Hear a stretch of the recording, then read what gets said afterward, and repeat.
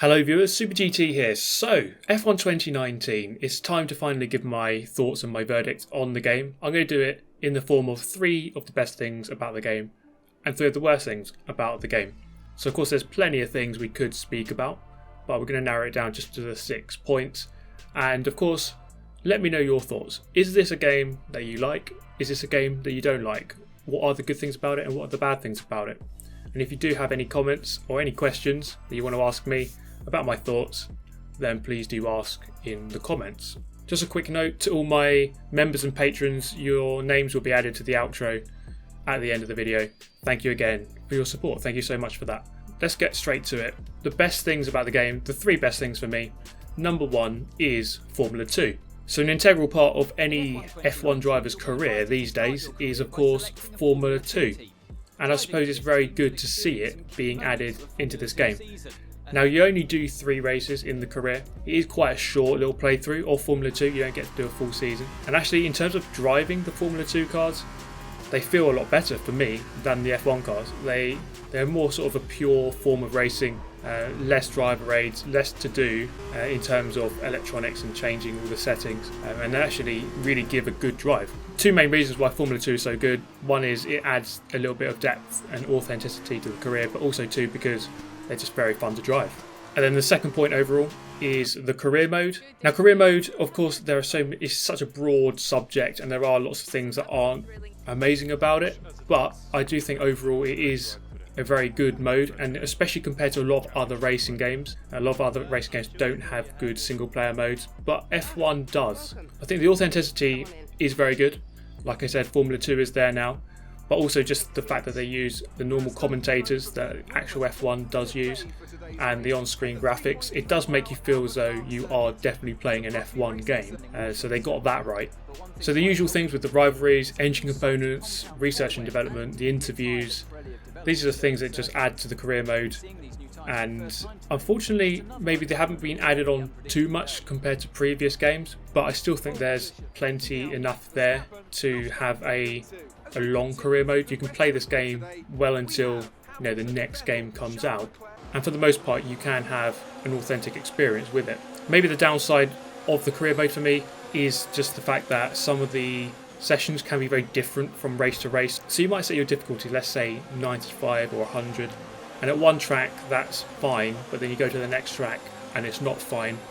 Also sometimes in qualifying it's very difficult, and in the races it's a lot easier, or sometimes in one corner you can overtake everyone and in other corners you can't. So there is a bit of a balancing problem, but overall I think the career mode is still a strong mode in the F1 2019 game. And the third point for things that I really like about the game is the AI. They actually fight you, they actually run you to the edge of the track, they actually really give you a good battle. And I think Codemasters have done a really good job with the AI, especially when you compare it to the way that other games do AI. Most other games' AI I don't think are up to the level that F1 2019 is, or just the F1 games in general. They've done a very good job, I think, normally. Sometimes it can be a little bit easy to defend against the AI, and you can get a train of like 3 or 4 cars sitting behind you because they can't quite overtake you. But for the most part, the AI do give you a good battle. They will not give you too much space, which is kind of true to reality. F1 drivers, of course, push each other right to the limit. So for me, those 3, the Formula 2, the career mode, and the AI, those are the 3 best things I think about F1 2019. Let's move on to the bad side, the 3 worst things, the 3 things I don't like as much. Number 1, the physics. Now this is something I think is a problem, it's an inherent problem with Codemasters games, is the floatiness or the weightlessness of the handling. I think this is a problem with Codemasters, as if you notice their dirt games, the dirt rally games, it kind of suits that, the floatiness, the fact that you're gliding over gravel or whatever, or the grid games because it's an arcade game. But when it comes to a grip game like F1, you just don't really get the same heavy feeling that you probably would do in a real life F1 car. There's a certain lack of weight to the car, and it's because of that you kind of drive the car almost by what you see and not by what you feel. It does feel very, very weird to me to drive in this game. It definitely takes getting used to, and you can get quick at this game if you kind of forget about what you know about other games and just learn how to drive this game. But one other aspect of it I don't particularly like is the fact that you really do have to hold off the brake and the throttle a lot. It feels as though you're constantly locking up on this game. It feels as though when you're on the brakes you can barely touch it before you'll lock up, and on the throttle you can barely touch it before you'll spin out. And of course in real life they do need to be careful, they do need to preserve their tyres, they do need to preserve their engine to make sure that they don't damage their brakes, damage their engine. But on the other hand, I think an F1 car would feel a lot heavier. It would feel, for example, the brake pedals in real life, you really can slam them down. They take a lot of weight to press an F1 pedal. But in this game, it doesn't really feel as though you can press down that pedal very, very far at all. So for me, it's just the physics have this overall sort of weightlessness feel and this sense that you can't really push down on anything. It doesn't feel completely satisfying. I think the fact that you have to save your engine components and manage your brake temperatures, that kind of thing, that is modelled very well. It's just the overall feel of it. That is for me the main issue. Number 2, multiplayer. Now multiplayer is a bit of hit and miss.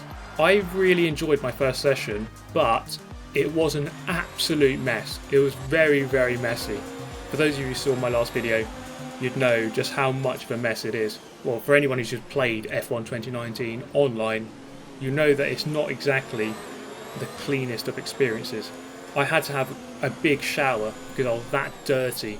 The amount of corner cutting, ramming, contact and penalties. It was very, very filthy indeed.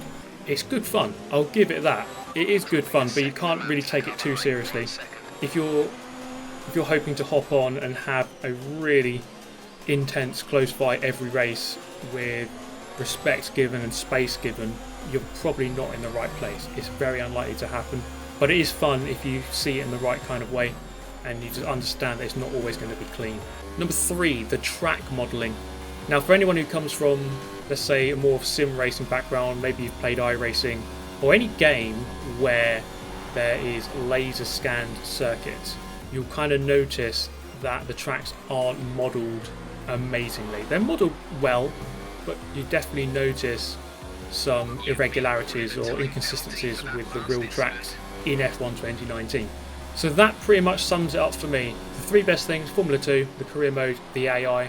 The worst things: the physics or the feel of the physics, the multiplayer experience in general, and then the track modelling.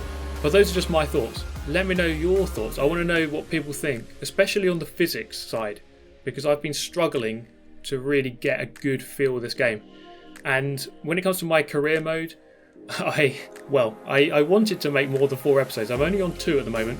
I think you're going to have to be very patient with me because I need to kind of really get over this hump of just trying to get a good feel in this game. I need to try different settings, different assists, and hopefully with time I can get a better feel in this game. I think you do maybe need to get over this hump because I'm so used to other games. They can be difficult to get used to F1 games if you don't normally play them. But that's it for me. Thank you so much for watching as always. Thank you of course to those who followed on Patreon. Your names are now in the outro about to come up. And well, that's it for me. Thank you so much. Have a nice day. I'll see you next time. Goodbye.